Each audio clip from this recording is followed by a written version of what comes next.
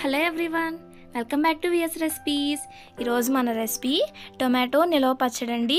నిలవ పచ్చడి అనేసరికి టొమాటోస్ని కొంచెం ఎండపెట్టి ప్రిపేర్ చేస్తారు కదా, కానీ ఎండపెట్టే పని లేకుండా టమాటాలని ఉడకపెట్టి ఎలా ప్రిపేర్ చేసుకోవాలో చూపిస్తున్నాను. పక్కా కొలతలతో సహా ఎలా చేసుకోవాలో చెప్తానండి. ముందుగా అయితే ఈ పికిల్ కోసం టొమాటోస్ని ఒక హాఫ్ కేజీ తీసుకోవాలండి.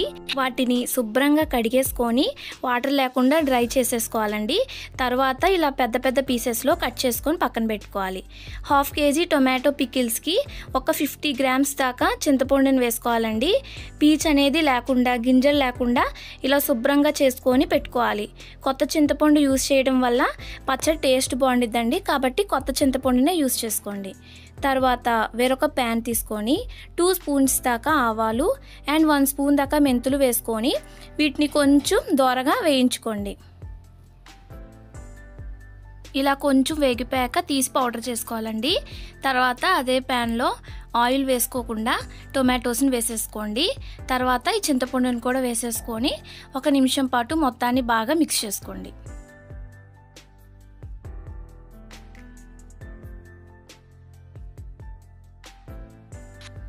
తర్వాత మూత పెట్టేసుకొని 1 నిమిషం పాటు అలా వదిలేసి మళ్ళీ మూత తీసుకొని ఇలా మధ్య మధ్యలో కలుపుకుంటూ మూత పెట్టుకుంటూ కలుపుకోవాలండి.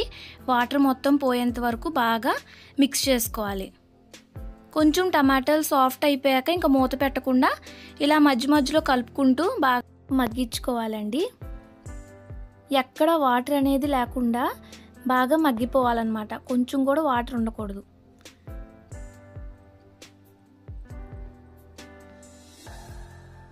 ఈ విధంగా మగ్గిపోయాక దీన్ని పక్కన పెట్టేసుకొని బాగా చల్లారనివ్వండి. ఇలా బాగా చల్లారిపోయా మాత్రమే మిక్సీ జార్లో వేయాలండి.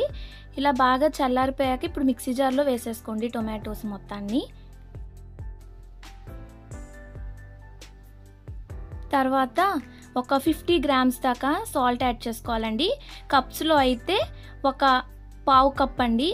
తర్వాత ఒక 50 గ్రామ్స్ దాకా కారం యాడ్ చేసుకోవాలి. కప్స్లో అయితే కనుక ఒక హాఫ్ కప్ దాకా కారం అండి. తర్వాత పావు కప్పు దాకా వెల్లుల్లిపాయలు తొక్క తీసేసుకొని వేసుకోవాలి. అవి ఒక 75 గ్రామ్స్ అన్నమాట. తర్వాత మనం ముందుగా పౌడర్ చేసుకున్నాం కదా ఆవాలు మెంతులు, ఆ పౌడర్ని యాడ్ చేసేసుకొని దీన్ని ఫైన్ పేస్ట్లా చేసుకోవాలండి. ఇలా మెత్తగా పేస్ట్ చేసేసుకోవాలి. కొంచెం కూడా వాటర్ వేయకుండా ఈ విధంగా పేస్ట్ చేసేసుకోవాలండి. తర్వాత తాలింపు పెట్టుకుందాం. ఈ తాలింపు కోసం 300 గ్రామ్స్ దాకా శనగ నూనె యాడ్ చేసుకోవాలండి. కప్స్లో అయితే కనుక 1.5 కప్పు దాకా వేసుకోవాలి.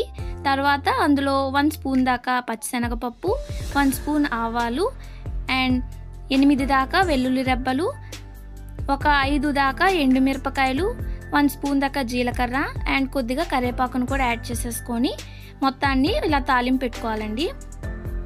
కొంచెం ఇలా నురగగా ఫామ్ అయిపోయాక అప్పుడు మనం టమాటో పేస్ట్ చేసుకున్నాం కదా, ఆ పేస్ట్ని యాడ్ చేసేసుకోవాలి. మనం తాలింపు అయిపోయిన వెంటనే స్టవ్ ఆఫ్ చేసేసి పచ్చడి మిక్స్ చేసేస్తాం కదండి, అలా కాకుండా ఇలా తాలింపు ఉన్నప్పుడే మనం స్టవ్ ఆఫ్ చేయకుండా ఇలా పచ్చడిని వేసేసుకొని ఒక 3 మినిట్స్ పాటు బాగా కలుపుకున్నామంటే పచ్చడి అనేది ఎక్కువ కాలం నిల్వ ఉండిద్ది అండ్ టేస్ట్ కూడా చాలా బాగుండిద్దండి. కాబట్టి మీరు ఒక 5 మినిట్స్ పాటు ఇలా ఆయిల్ పైకి తేలేంత వరకు బాగా ఇలా పచ్చడిని స్టవ్ ఆన్ చేసి మిక్స్ చేసుకున్నాక ఆఫ్ చేసేసుకోండి. ఇంకేదైనా ఎయిర్ టైట్ బాక్స్లో పెట్టుకొని జారీల్లో పెట్టేసుకొని పెట్టుకుంటే ఫ్రిడ్జ్లో పెట్టుకుంటే కనుక 6 మంత్స్ స్టోర్ ఉండిద్దండి అండ్ బయట అయితే కనుక 4 మంత్స్ వరకు స్టోర్ ఉండిద్దండి. ఎలా ఉందో ట్రై చేసి కామెంట్ చేయండి. వీడియో నచ్చితే కనుక లైక్ చేయండి, షేర్ చేయండి, సబ్స్క్రైబ్ చేయండి. Thanks for watching.